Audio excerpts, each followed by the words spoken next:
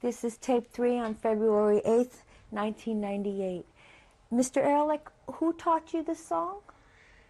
My Italian friend, he was a soldier, and I guess that's how I started. I kind of liked the language, you know. And that song, I don't know for what reason, maybe it was one of his favorites, but I know that the day that the camp's commander was there, and I remember there was a piano, and someone played the piano, and they picked me out to sing, to sing Mama. Yeah. Could you sing it for us now? I'll be happy to. It's known, Mama is known for all over the world, I think, but to me it has a special meaning because it was, first it is in memory of Mom, and second, I just enjoy to sing. It goes, Mamma, son tanto felice perché ritorno da te. La mia canzone ti dice che è il più bel giorno per me. Mamma, son tanto felice, vive lontano perché. Mamma, solo per te la mia vita vuole.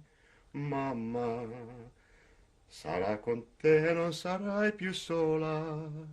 Quanto ti voglio bene, queste parole d'amore che ti sospira il mio cuore, forse non lascerà più. Mamma, la mia canzone la più bella sei tu.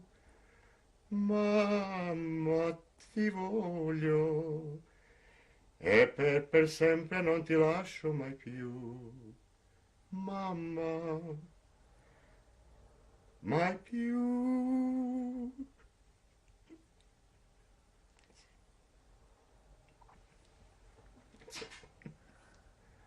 Maybe I forgot a few words, but I haven't sung it in a long time.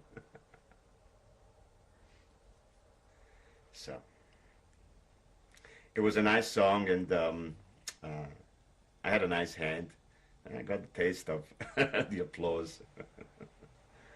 So that shows the part that how human they were. They wanted to give us some entertainment, you know. We stayed in that camp for about 6 months. Who was in charge in that camp? The Italian military. The Italian military, yeah.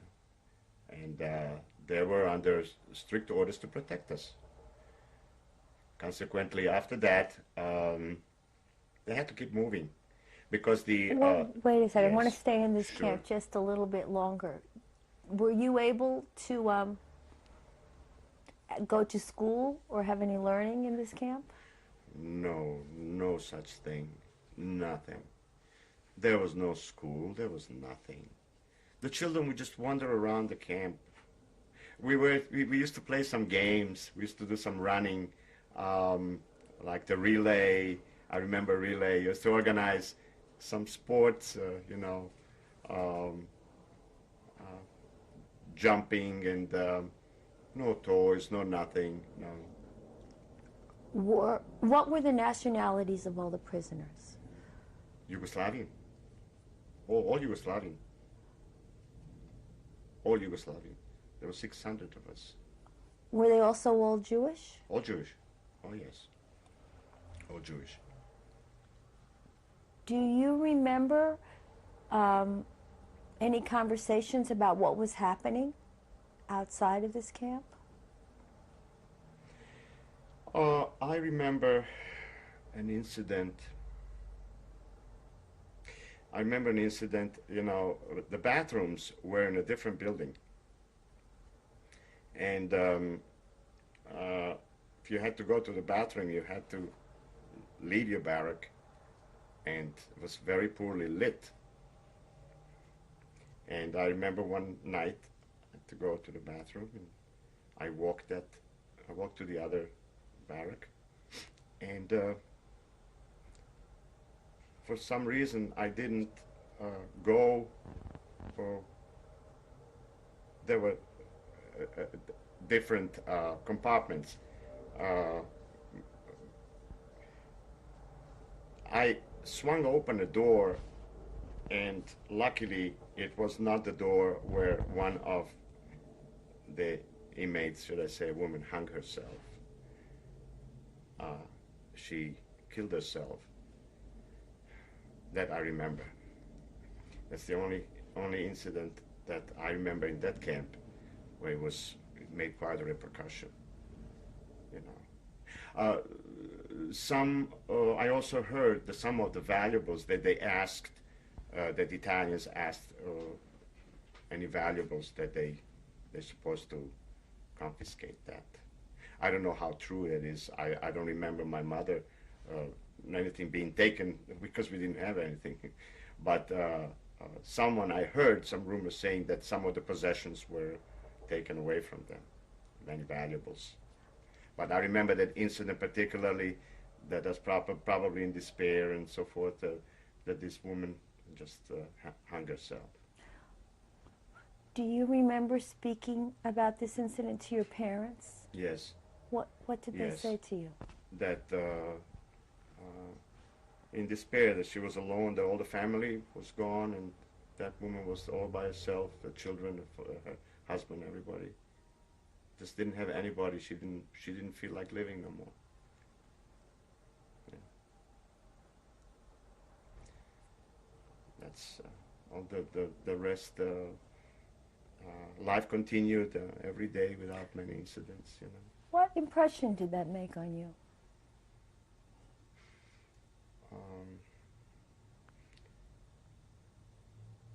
Everything was trying to survive. There's an old saying, in Sephardic. I always remember my mother used to say, passa un ponto, viverás un mundo. This is, try to overcome a point and you'll live forever, and you will continue living. In other words, if there's an obstacle coming your way, passa un ponto means step over it, and you will live. You continue living. Saying that don't let this interrupt your life. Life continues. Passa un ponto, viverás un mundo. It's true. So many times in our life, you know, you think what's going to happen, but try to overcome it. Some good things will come after that. It's philosophy in that word. So. She told you this as a small child? Yes, yeah, and that's exactly how it sounds. You know, I was very proud of this. Maybe because being, spend more time with my mother, that I'm more, although my name is Ashkenazi, Ehrlich is an Ashkenazi name, Sephardic was the dominant part because I was brought up like that. You name it, because of the foods, because of the language. So, if they ask me, what are you, I told someone I'm Sephardic. Oh, Sephardic? How can it be Sephardim with a name like Ehrlich? I said, because half and half, whichever half it is. So that's because maybe again, the Sephardim, it's a small minority. We're very small in comparison with the Ashkenazi. You couldn't hear too much Yiddish spoken in Sarajevo. My grandfather had no one to speak with. You see, my grandfather was born in Dolinica in Poland, and he came to Sarajevo in the late 1800s. But he had no one to speak Yiddish with, and he just died there, He married a Sephardic woman, So. Did you ever learn Yiddish? During after the war, we were sent to Germany after the war We were sent to Germany awaiting transportation to Argentina. We stayed in a camp there, a displaced persons camp, near Hamburg. For 6 months, we waited for that boat to come. And as a child, used to run around in villages and so forth. I learned German. So I associate the German, speak some German, so I can understand Yiddish, of course. Yeah. Well, thank you. I'd like to go back Sure. to this intern camp. Yes.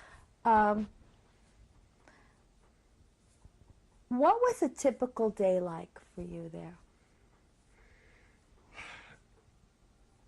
I frankly will tell you, there was very little food, I remember. I remember that sometime during the day, well, let me start this. There was no, I don't remember any coffee or anything. Maybe there was some milk and a little piece of bread in the morning. I know that there was no food. There was simply no food. There was no such thing as, well, yeah, we had little cans. We had little metal cans, and we would go out, go to the main, it was like a barrack where food was dispensed. And they would fill that, whatever there was, whatever food there was. Once in a while, I don't know where my mother got hold of some beans. I remember that she made some wood, and remember that can.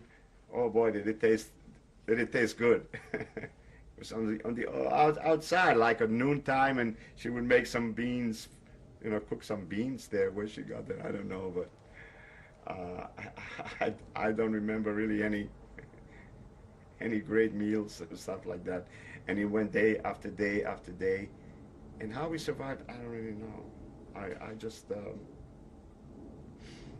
we just got used in not having anything.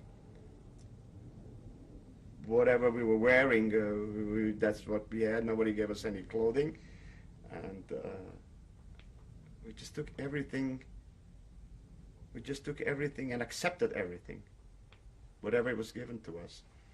No protests, no complaints. We knew. My parents would tell me, everything is temporary. It's going to go away. We'll be okay.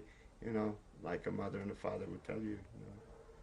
But we were very happy that we were together. That I could see my parents and they could see us. So the day went on.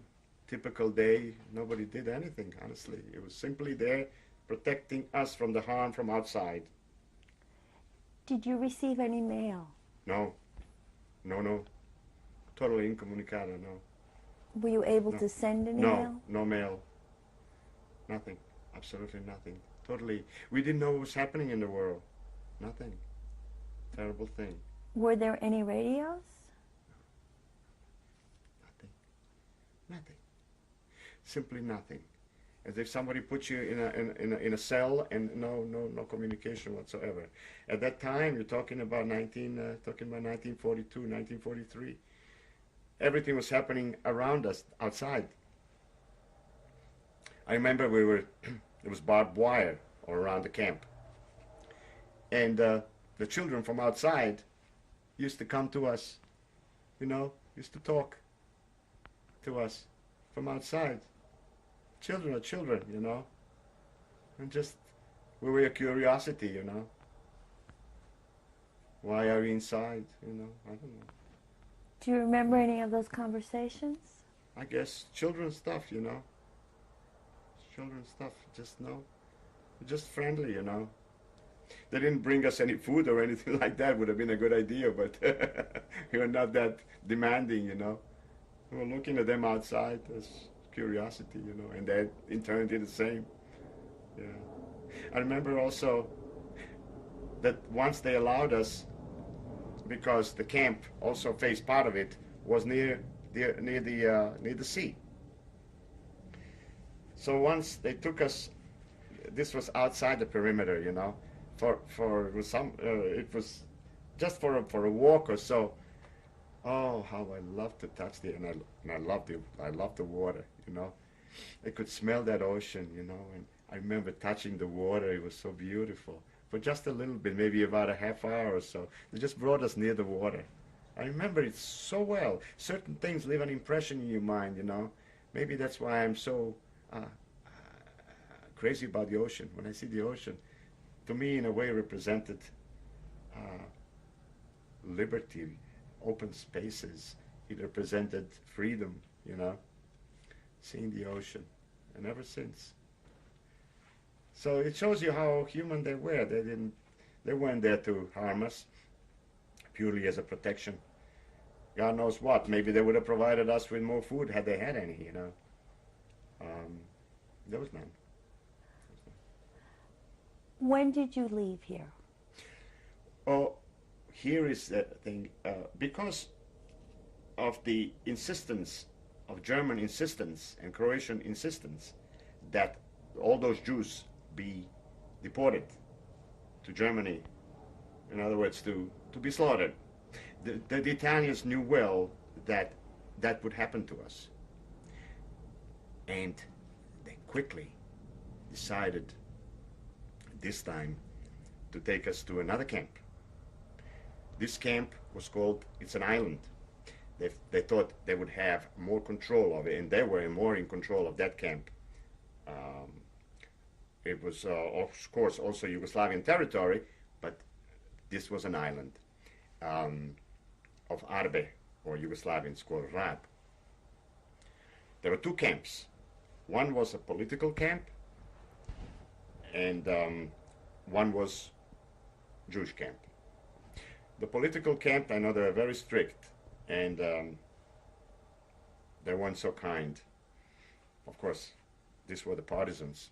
These were the people that fought them. On our side, we were the Jews, and we were being protected there. We had more food there.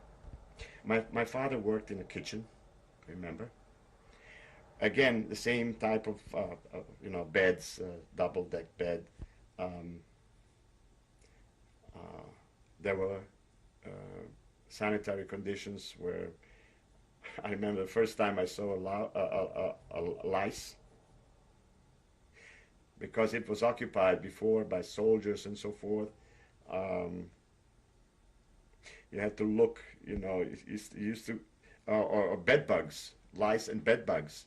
I remember getting up during the night, and when you would light a match, you could see those bed bugs.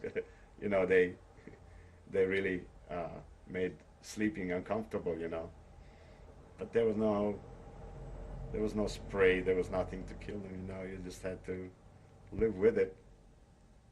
And again, the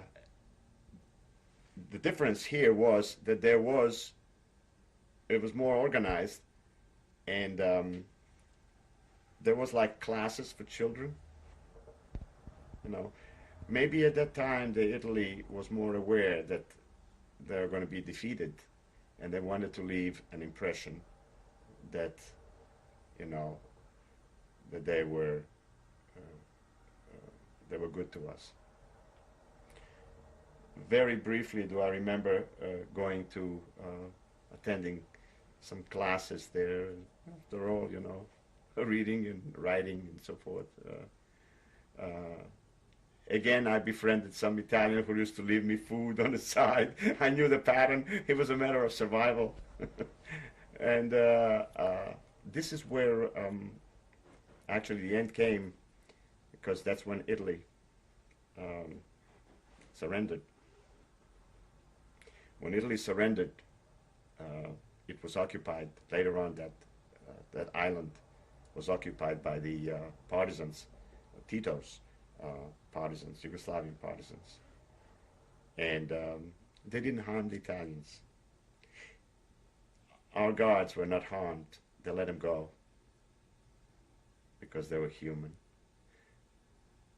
The other camp took their revenge, I understand. Some of the, you know, fascists that abused them, I know some of them were killed, Italians. in the island of Arbe, we experienced fear again. That's when, once occupied by the partisans, the Germans, we were again under attack from the Germans Air Force. They came to bomb us. We didn't stay in the camp any longer. Now we moved into a little town. That's the town where there were little tiny rooms, and they gave to each family a little place where to stay. We were near a church, and we thought we were safe there because the Germans wouldn't bomb the church. They did. They came in strafing. We were really afraid, more than just planes. We were afraid that they were going to surround the island and take us and get hold of us. And one night, it was done systematically by fishing boats. The partisans, we boarded that boat, fishing boat, and How we many went to the people? mainland. How large was your boat?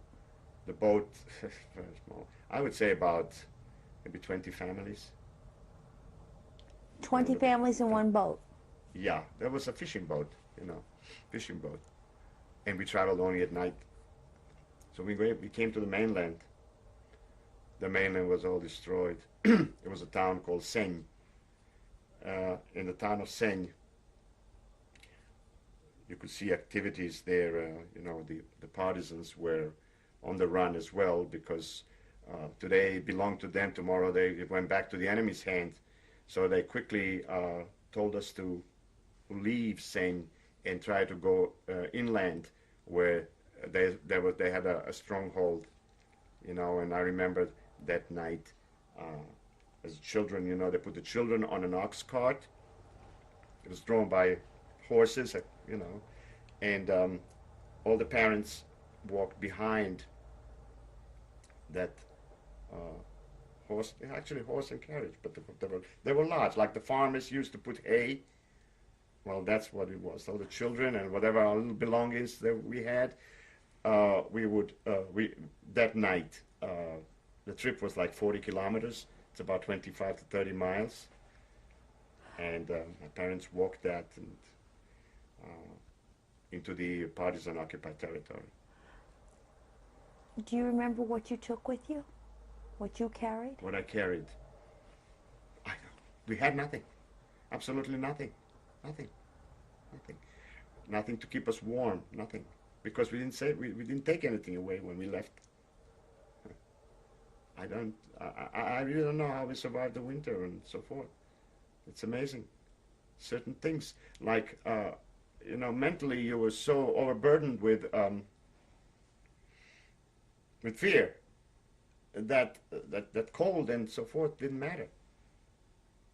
It was mind over matter.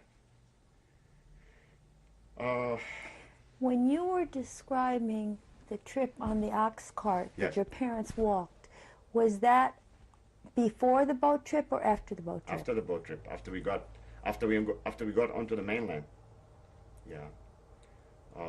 We did learn later on that Arab, the island which we left behind, was occupied by the Germans, and whoever stayed was killed, was taken to concentration camp. After all the odyssey of saving, they were taken. They did not leave. They didn't have time to leave because they were occupied. All of a sudden attack, and whatever is left there, whoever thought they would be safe there was not. When did you learn that? I actually read it recently. I read it recently when I went to the Woodmere Library and got hold of some books where it's written about the Italian, how the Italians saved us. It describes the camps, territories that they occupied, and what the policy toward Jews were. So I was enlightened of what happened to them. That's when I read it. Thank you. Consequently, we arrived in the town of Topusko. The town of Topusko was partisan stronghold, but it was only about 15 kilometers from the German lines. Could you describe what this refuge place was? It was a little town. In time of peace, it was a very, very beautiful little town. Thermal baths, people used to go there because the waters had, they were actually very beneficial thermal waters for health reasons and so forth. If you suffer rheumatism or whatever ailment, they were supposed to do you good. This is a town which, a small town. Some of the buildings were destroyed. The inhabitants, small homes. We actually stayed in the house of a shoemaker. He was Croatian, but he did not sympathize with, at that time, with the Croatian government. Of course, he didn't have a choice. Now it was occupied by the partisans, but you could tell that he didn't sympathize with the Nazis. They fed us, they gave us lodging, in every way they could be helpful. That's how we survived for several months that we stayed there. My father, for some miracle, the partisan didn't ask him to go and fight, which is unusual. Other able men did go and fought.